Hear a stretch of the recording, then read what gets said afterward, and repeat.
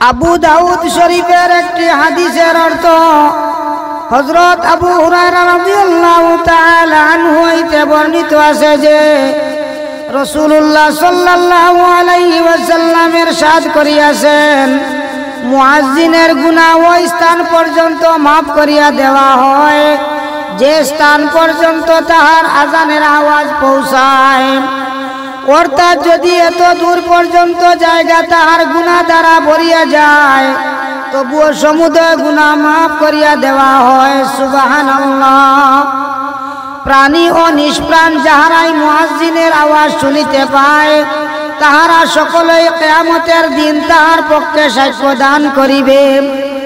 মুয়াজ্জিনের আওয়াজ শুনিয়া যাহারা নামাজ পড়িতে আসে তাহাদের জন্য 25 নমাজের সওয়াব লিখিয়া দেওয়া হয় এবং এক নমাজ হইতে বিগত নমাজ পর্যন্ত মধ্যবর্তী সময়ের গুনাহ মাফ করিয়া দেওয়া হয়।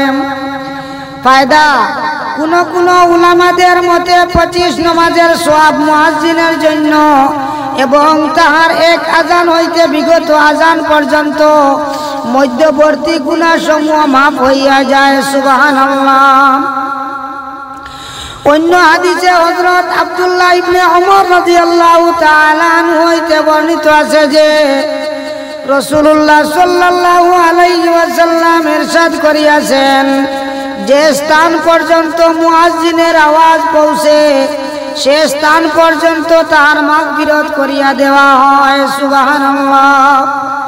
প্রত্যেক প্রাণী ও নিষ্প্রাণ যাহারাই তাহার আওয়াজ শুনিতে পায় তাহার জন্য মাগফিরাতের দোয়া করে। এক রিওয়ায়াতে আছে, প্রত্যেক প্রাণী ও নিষ্প্রাণ জিনিস তাহার আযানের জবাব দেয়। সুবহানাল্লাহ।